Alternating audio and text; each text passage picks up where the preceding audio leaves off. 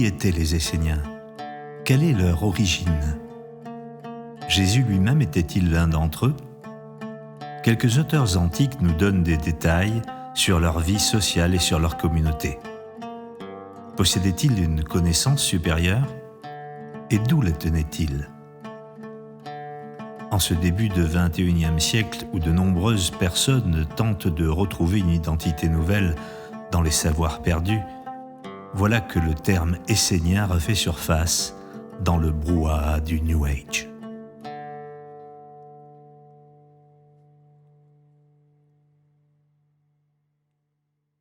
Parler des Esséniens, c'est partir sur les routes de Palestine pour suivre les traces de cette communauté énigmatique et si peu connue.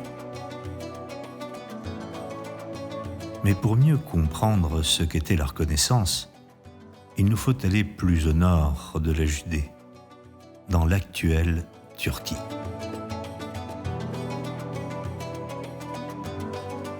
Éphèse était dans l'Antiquité et encore à l'époque byzantine l'un des ports les plus actifs de la mer Égée, situé près de l'embouchure du grand fleuve anatolien Caïstre.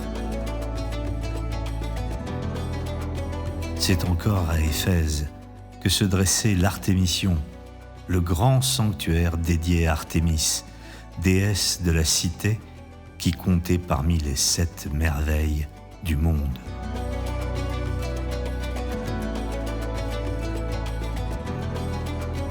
Cette ville réputée était célèbre dans l'Antiquité pour sa vie culturelle, mais surtout pour être un centre médical très important. De nombreux étudiants venaient suivre les cours des célèbres thérapeutes. C'est d'ailleurs de ce groupe nommé thérapeute que nous tenons encore aujourd'hui le même vocable pour désigner les soignants.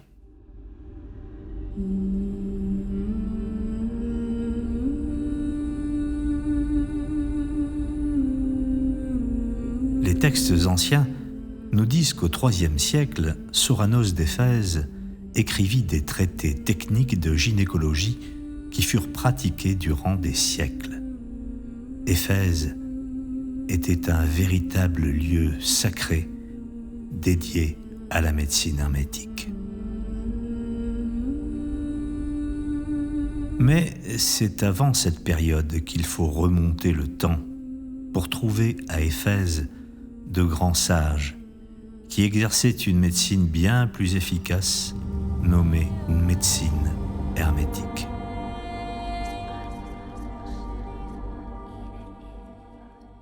En effet, cette ville était alors très connue pour son grand collège gnostique et néoplatonicien dans lequel se regroupaient bon nombre de thérapeutes esséniens qui étaient à l'origine de la diffusion de la médecine sacrée. Ce grand collège de médecine hermétique regroupait à la fois les connaissances esséniennes, mais aussi celles des Tanaïm, héritiers du savoir chaldéen. C'est dans ce foisonnement de culture hermétique que se répandit la gnose, mais aussi la kabbale.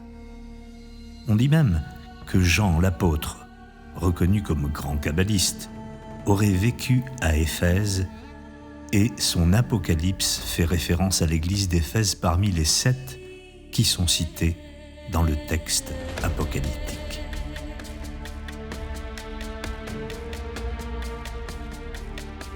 Les Esséniens formaient un groupe très mystérieux dont l'auteur antique Pline dit qu'ils avaient vécu près de la mer Morte pendant des milliers de siècles.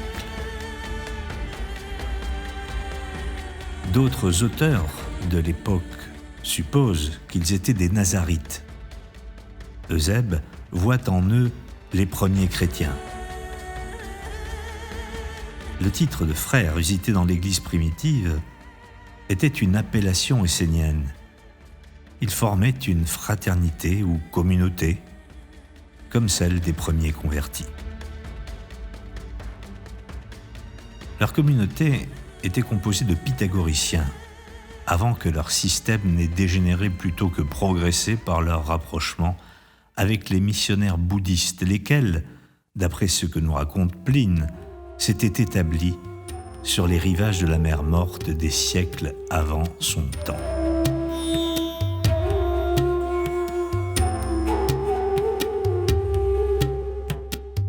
Mais si d'une part, ces moines bouddhistes furent les premiers à fonder des communautés monastiques, ils furent aussi les premiers à préconiser la purification de soi dont Sakyamuni donna l'exemple.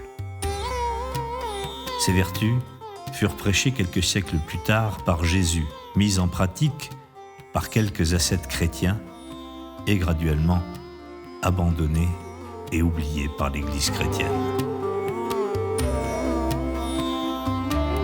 Ils étaient en fait des missionnaires bouddhistes qui à un moment avaient parcouru l'Égypte, la Grèce et même la Judée depuis le règne d'Asoka. C'est donc plus tard, au sein de leur communauté, que Jésus, le réformateur nazaréen, se manifesta. Mais la tradition rapporte que ces Esséniens avaient une origine encore plus lointaine, prenant racine dans la grande histoire de l'Atlantide.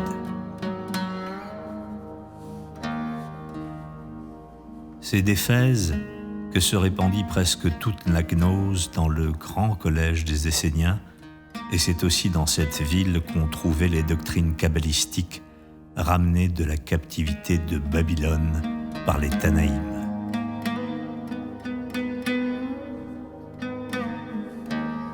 La réputation de cette ville était si grande que se regroupait l'école judaïco-égyptienne des initiés perses et asiatiques.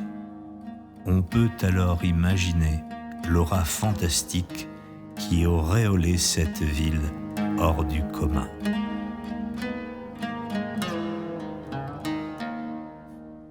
C'est dans ce contexte éblouissant de la science hermétique que l'on comprend mieux que Jean le Baptiste et même le Maître Jésus furent initiés aux grands mystères esséniens, ainsi que la communauté des thérapeutes qui était un mouvement issu de cet ordre essénien.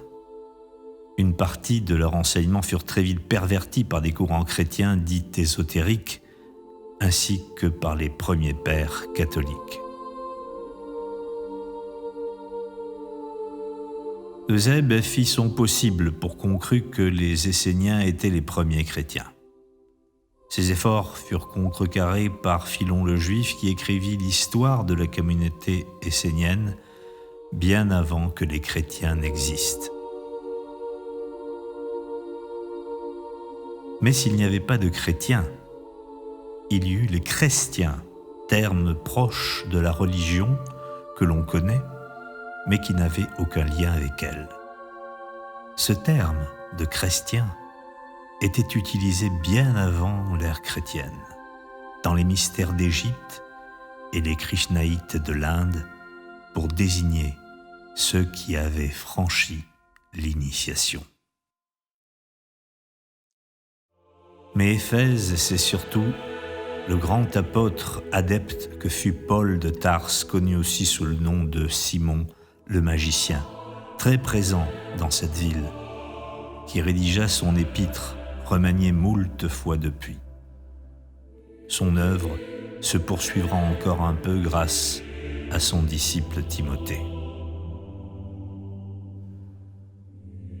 C'est encore à Éphèse que le grand Apollonius de Tyane, fervent pythagoricien, travailla avec Euxémus d'Héraclée et ouvrit dans cette ville une école réputée dans la science hermétique. Cette magnifique ville était réellement un creuset où se côtoyaient de grands adeptes et véritables maîtres de sagesse. Grâce à eux, la quintessence de toutes les grandes philosophies bouddhistes, zoroastriennes et chaldéennes se retrouvait en une parfaite synthèse. Ce foyer de la connaissance sacrée scintilla encore de tous ses feux pendant quelque temps après le passage de ces grands êtres.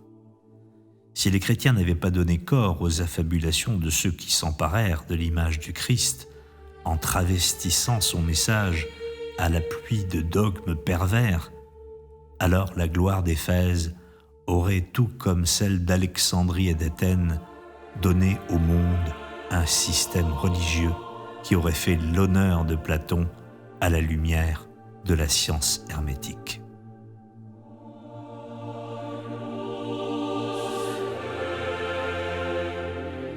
Le savoir des Esséniens s'est éteint avec le temps. Même si quelques bribes de cet enseignement se retrouvent ça et là aujourd'hui, elles ne représentent même pas le plus mince reflet du formidable corpus des Esséniens de l'Antiquité.